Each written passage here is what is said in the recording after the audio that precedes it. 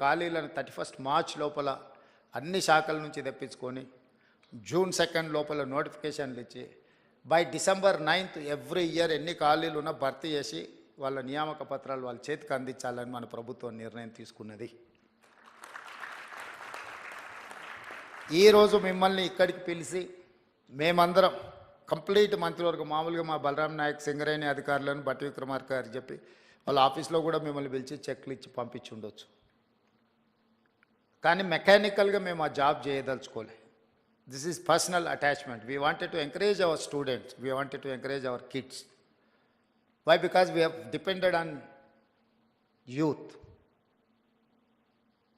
So మిమ్మల్ని అందరినీ ప్రత్యక్షంగా ఇక్కడికి పిలిపించి మిమ్మల్ని కలిసి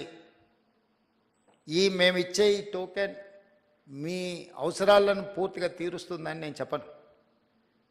కాకపోతే మీకు ఒక నమ్మకం కలుగుతుంది, ఎస్ తెలంగాణ ప్రభుత్వం మాతో ఉంది, మమ్మల్ని గుర్తించింది. మిమ్మల్ని గుర్తించడం ద్వారా లక్షలాది మా విద్యార్థులకు ఒక సందేశాన్ని పంపదలుచుకున్నది మా ప్రభుత్వం. ఎస్ మీరు కష్టపడితే ఈ ప్రభుత్వం మిమ్మల్ని పిలిచి పర్సనల్గా కలుస్తుంది, మిమ్మల్ని అభినందిస్తుంది, మీ భుజం తడుతుంది అని ఒక సందేశాన్ని ఇవ్వడం కోసం రాష్ట్ర ప్రభుత్వం మంత్రివర్గం అంతా కదిలొచ్చి, ఇదేం మంత్రివర్గ సమావేశం కాదు, మీ స్టూడెంట్స్కి ఇచ్చే చిన్న ఏమంటారు గెష్. అయినా ఎందుకు ఇంతమంది మంత్రివర్గ సహచరులందరినీ ఈరోజు ఈ వేదిక మీద కూర్చోబెట్టినామంటే మీ ద్వారా తెలంగాణ రాష్ట్రంలో ఉన్న నిరుద్యోగ యువకులకు ఒక నమ్మకం విశ్వాసం కల్పించాలనేది మా ఆలోచన. ఇది మా బాధ్యత. మా బాధ్యత నెరవేర్చుతున్నాము అని నెరవేర్చడమే కాదు, నెరవేర్చినట్టు కనిపించాల్సిన బాధ్యత కూడా ప్రభుత్వాల మీద ఉంటుంది. అందుకే ఈరోజు మిమ్మల్ని అందరినీ ఇక్కడికి పిలిచి సింగరేణి సంస్థ ద్వారా మీ చదువులకి అంతో ఇంతో సహాయం అవుతుంది. ఇందులో చాలామంది డబ్బులు అవసరం లేని వాళ్ళు కూడా ఉండొచ్చు. కాకపోతే ప్రభుత్వం వైపు నుంచి మిమ్మల్ని అభినందించడానికి ఇది ఒక మంచి మార్గంగా ఆలోచన చేసి ఈ కార్యక్రమాన్ని ఏర్పాటు చేసినాం.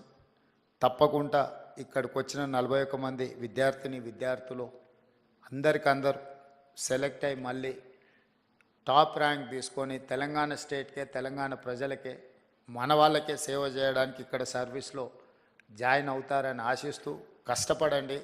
మీరందరు సిస్టంలో ఉంటే మన వాళ్ళు ఎంతసేపు నా స్టేట్ లెవెల్ ఎగ్జామ్స్కే ప్రిపేర్ అయ్యేది మన మైండ్ సెట్లో అది ఒక మెంటల్ బ్లాక్ ఉంది మన స్టూడెంట్స్కి. మీరు బీహార్ రాష్ట్రాన్ని తీసుకోండి, రాజస్థాన్ తీసుకోండి, ఆల్ ఓవర్ ఇండియాలో సివిల్ సర్వీసెస్లో వాళ్ళు ఉన్నంతమంది ఆఫీసర్లు ఎవరు ఉండరు. మరి మోస్ట్ బ్యాక్వర్డ్ స్టేట్ అంటారు బీహార్.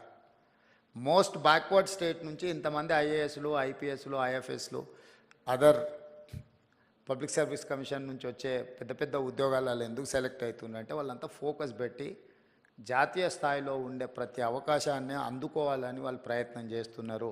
బ్యాంకింగ్ సిస్టమ్ కూడా చూడండి, రైల్వే రిక్రూట్మెంట్ బోర్డులో చూడండి వాళ్ళ పర్సంటేజ్ ఎంత ఉంటుందో. వెనుకబడిన అని చర్చ జరుగుతున్న బీహార్ నుంచే అంతమంది సెలెక్ట్ అవుతుంటే అభివృద్ధిలో ముందు భాగాన ఉండి హైదరాబాదు నగరం ఉన్న తెలంగాణ వాళ్ళకంటే ముందు భాగాన ఉండడానికి అవకాశం ఉంది. కాకపోతే అవకాశాలను అందిపుచ్చుకొని మనం ఫోకస్డ్గా ఎగ్జామ్స్కు ప్రిపేర్ అయితే సాధించవచ్చు. మీరందరూ ఆ సర్వీస్లలో ఉంటే తెలంగాణకి ఎక్కడున్నా కూడా సహాయం చేయడానికి ఉపయోగపడతారు.